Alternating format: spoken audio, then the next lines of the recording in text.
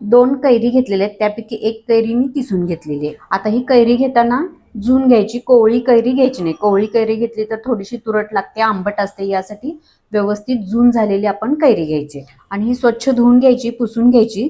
त्याच्यावर जर असतो तो निघून जायला पाहिजे, त्याप्रमाणे ही स्वच्छ करून घेतलेली. देठाचा भाग काढून घ्यायचा आणि याची साल आपण ही काढून घ्यायची. साल थोडी कडक असते, त्यासाठी आपण काढून घेत आहोत. या पद्धतीने सर्व कैरी मी स्वच्छ करून घेतलेली आहे. आता ही कैरी आपण किसून घ्यायची आहे. दोन्ही कैरी किसून घेतलेली आहेत आणि अशा लांबट आकारामध्ये किसून घ्यायची.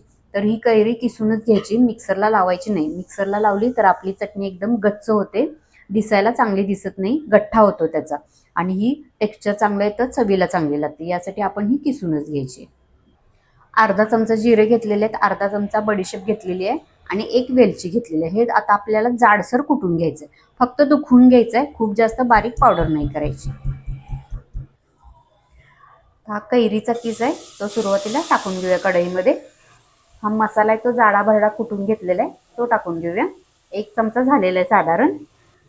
हळद घेतलेली आहे पाव चमचा. ही मिरची पावडर घेतलेली आहे, रंगाने लाल भडक आहे. मिरची पावडरच घ्यायची, म्हणजे घरामध्ये आपण तिखट वापरतो मसाला घालून, ते वापरायचं नाही. मिरची पावडर वापरायची आपण. मिरची पावडरची चव चांगली येते. जर तुम्ही मसाल्याचं तिखट वापरलं तर ती चव येणार नाही, यासाठी आपल्याला मिरची पावडरच वापरायची. तिखटाचं प्रमाण तुम्ही तुमच्या आवडीनुसार ठेवा, थोडंसं कमी जास्त केलं तरी चालेल. गूळ घेतलेला आहे 2 चमचे, तो पण टाकून घेऊया. गूळ मी जास्त नाही टाकलेला, गूळ जास्त टाकला तर चव एकदम गोड येईल. आपल्याला आंबट, गोड, तिखट अशा चवीची ही चटणी बनवायची. ती तिखट पण लागली पाहिजे, गोड पण लागली पाहिजे, यासाठी खूप जास्त गूळ वापरायचा नाहीये. आता हे थोडंसं मिक्स करून घेतलं मी.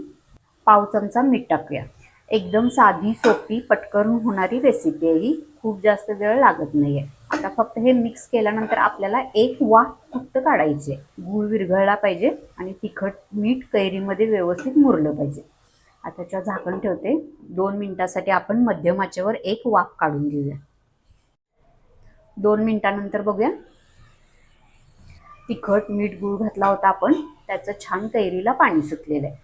आता 2 मिनिट आपण झाकण लावून शिजवायची आहे कैरी आणि 2 मिनिट झाकण न लावता शिजवायचे, म्हणजे याच्यामध्ये वाफेचं पाणी पडलेलं आहे ते निघून जावं आणि चटणी आपली जास्त दिवस टिकावी. यासाठी आपण पुन्हा झाकण न लावता शिजवून घेऊया. आता ही चटणी 4 ते 5 दिवस फ्रीज शिवाय बाहेर चांगली टिकते आणि ही इतकी चटपटीत लागते, आंबट, गोड, तिखट, ही केल्या केल्याच संपते. ही 2 दिवसातच तुमची चटणी संपेल, खूप जास्त टिकत पण नाही, कारण ही खाणारे लगेच खाऊन संपवून टाकतात. तर आपण गुळ आंबा करतो, मेठा आंबा करतो किंवा डाळ कैरी करतो, त्याशिवाय ही थोडीशी वेगळी अशी रेसिपी मी दाखवलेली आहे. आता ही चटणी एकसारखी परतत राहायची.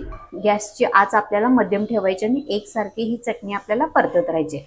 आपण गूळ घातलेला आहे तर गूळ विरघळतो आणि त्याचा पाक बनतो. कैरी शिजल्यामुळे आणि गूळ विरघळून त्याचा पाक बनल्यामुळे ही चटणी 4 दिवस टिकण्यासाठी मदत होते. त्यासाठी ही मी व्यवस्थित शिजवून घेतलेली आहे. आता कैरी किसून घेतल्यामुळे जास्त वेळ शिजण्यासाठी लागत नाही, 1-4 मिनिटातच आपली ही चटणी तयार होते. खायला एकदम चटपटीत लागते.